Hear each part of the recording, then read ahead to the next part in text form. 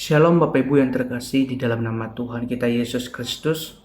Firman Tuhan pada hari ini terambil di dalam 1 Raja-Raja pasal 1 ayat 28 sampai 53. Saya akan bacakan bagi setiap kita. Lalu Raja Daud menjawab, katanya, "Panggillah Batseba perempuan itu masuk menghadap raja dan berdiri di depannya." Lalu raja bersumpah dan berkata, "Demi Tuhan yang hidup yang telah membebaskan nyawaku dari segala kesesakan, pada hari ini aku akan melaksanakan apa yang kujanjikan kepadamu demi Tuhan Allah Israel. Dengan sumpah ini anakmu Salomo akan menjadi raja sesudah aku, dan dialah yang akan duduk di atas takhtaku menggantikan aku." Lalu Batseba berlutut dengan mukanya sampai ke tanah. Ia sujud menyembah kepada raja dan berkata, "Hidup tuanku Raja Daud untuk selama-lamanya." Lagi kata Raja Daud, "Panggillah Imam Zadok, Nabi Nathan dan Benaya bin Yoyada." Mereka masuk menghadap raja dan raja berkata kepada mereka, "Bawalah para pegawai tuanmu ini, naikkan anakku Salomo ke atas bakal betina kendaraanku sendiri dan bawa dia ke Gihon. Imam Zadok dan Nabi Nathan harus mengurapi dia di sana menjadi raja atas Israel. Kemudian kamu meniup sangkakala dan berseru, 'Hidup Raja Salomo!' Sesudah itu kamu berjalan pulang dengan mengiring dia, lalu ia akan masuk dan duduk di atas takhtaku, sebab dialah yang harus naik takhta menggantikan aku, dan dialah yang kutunjuk menjadi raja atas Israel dan Yehuda."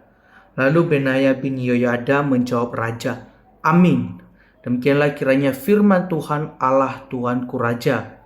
Seperti Tuhan menyertai Tuanku Raja, demikianlah kiranya ia menyertai Salomo. Semoga ia membuat takhta Salomo lebih agung dari takhta Tuanku Raja Daud."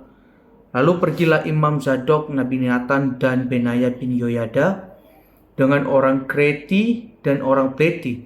Mereka menaikkan Salomo ke atas bakal betina Raja Daud dan membawanya ke Gihon. Imam Zadok telah membawa tabung tanduk berisi minyak dari dalam kemah, lalu diurapinya Salomo. Kemudian sangkakala ditiup dan seluruh rakyat berseru, "Hidup Raja Salomo!" Sesudah itu seluruh rakyat berjalan di belakangnya sambil membunyikan suling dan sambil bersukaria ramai-ramai, sampai seakan-akan bumi terbelah oleh suara mereka. Hal itu kedengaran kepada Adonia dan kepada semua undangan yang bersama-sama dengan dia. Ketika mereka baru habis makan, ketika Yoab mendengar bunyi sangkakala itu, ia berkata, "Apakah sebabnya kota begitu ribut?" Selagi ia berbicara, datanglah Yonatan anak Imam Abiatar.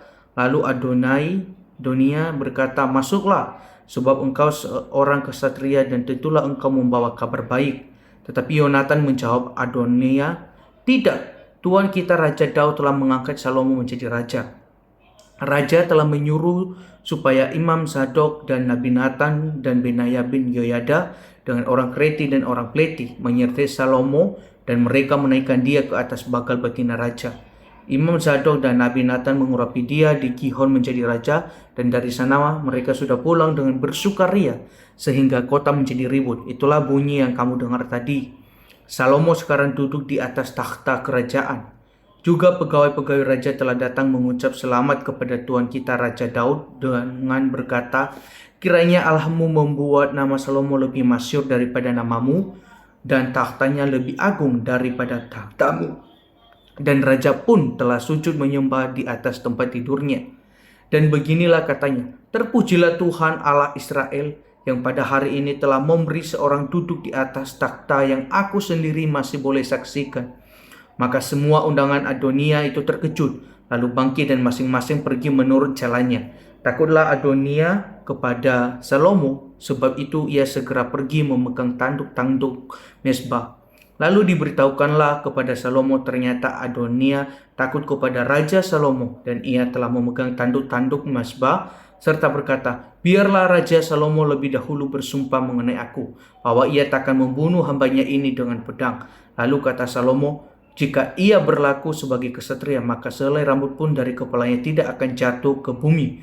Tetapi jika ternyata ia bermaksud jahat, haruslah ia dibunuh."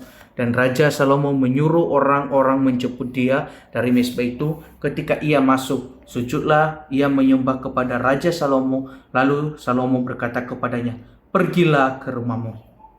Demikian jauh pembacaan firman Tuhan kita ya.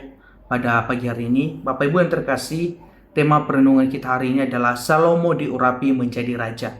Bapak Ibu yang terkasih, seringkali hidup yang kita jalani ini terasa biasa-biasa saja. Betul nggak? Sehingga ketika kita memasuki usia tua sekalipun, kita itu merasa bahwa ada banyak hal telah kita lewati, tapi tidak kita persiapkan dengan baik. Ada banyak keluarga merasa tidak perlu lagi mempertahankan keutuhan keluarganya dan mengandaskan keluarganya dalam gelombang perceraian. Ini seringkali terjadi di dalam masyarakat yang tidak lagi memegang teguh keutuhan keluarga dan juga melupakan Tuhan yang menciptakan lembaga pernikahan itu. Bapak Ibu yang terkasih, bacaan hari ini mengingatkan kepada kita bahwa dalam masa tua pun kita bisa saja kurang bijaksana, tapi ketaatan kepada Allah lah yang menyelamatkan kita. Pada masa tuanya, Daud membuat keputusan penting, yakni memilih Salomo menggantikan dirinya sebagai raja atas Israel. Daud menyampaikan kepada Batseba bahwa takhta kerajaan Israel diwariskan kepada Salomo sesuai dengan janjinya di hadapan Tuhan. Daud pun kemudian memberi perintah penting kepada Imam Zadok, Nabi Nathan, dan Benaya bin Yehoyada untuk mengurapi Raja Salomo atas Israel di Gihon. Segera ketiganya melakukan perintah Raja Daud dan diikuti orang Kreti dan orang Pleti. Seluruh rakyat yang mengikuti mereka sambil bersukaria dan meniup suling. Keputusan ini memang tidak mudah, karena pada waktu bersamaan Adonia telah mengangkat dirinya sendiri untuk menjadi raja Israel. Ketika Adonia mendengar tentang pengangkatan Salomo, dia menjadi takut kepada Salomo dan ditinggalkan para pengikutnya. Dia mencari perlindungan dengan memegang tanduk-tanduk mezbah agar diizinkan hidup oleh Raja Salomo. Di tengah banyaknya persoalan keluarga yang membawa kepada perceraian dan ketidakpastian hidup banyak umat Tuhan, kiranya kisah yang boleh kita renungkan pada pagi hari ini menguatkan setiap kita agar senantiasa hidup taat kepada Allah dan mempercayai Allah yang memimpin kehidupan keluarga kita. Tidak ada kata terlambat untuk taat kepadanya. Ketaatan kita kepada Tuhan menolong kita untuk memperbaiki kesalahan dan juga membuka kesempatan bagi kita untuk menjadi lebih baik. Demikian jauh perenungan kita pada hari ini, dan mari saya mengajak setiap kita untuk mengambil sikap berdoa. Mari kita berdoa.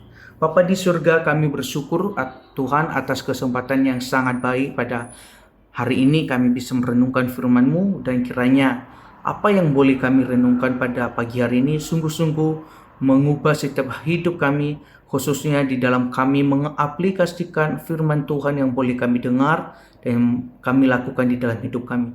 Tuhan, tolonglah setiap kami, mampukan setiap kami, agar kami hidup serupa dengan Engkau, sehingga kami benar-benar mencerminkan orang yang benar-benar taat, orang yang benar-benar setia kepada Tuhan. Pada pagi hari ini juga Tuhan, kami berdoa untuk Bapak Chandra Joko Juwan, yang dimana Tuhan telah menambahkan 1 tahun lagi usia yang baru di dalam hidupnya. Dan kiranya di umur yang semakin bertambah ini, kiranya Tuhan terus memberkati dengan kelimpahan dari surga, dan kiranya Tuhan juga terus mengurapi hidupnya, khususnya berikan umur yang panjang dan juga segala pekerjaan, aktivitas, usaha yang ada, Tuhan juga kerjakan, Tuhan yang memberi, sehingga semuanya itu menjadi kemuliaan nama Tuhan. Kami serahkan Bapak Chandra ini dan juga khususnya keluarganya di dalam tangan-Mu, Tuhan yang terus pimpin, Tuhan yang terus sertai.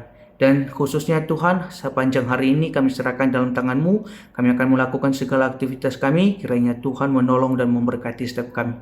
Di dalam nama Tuhan Yesus, kami berdoa dan bersyukur. Amin.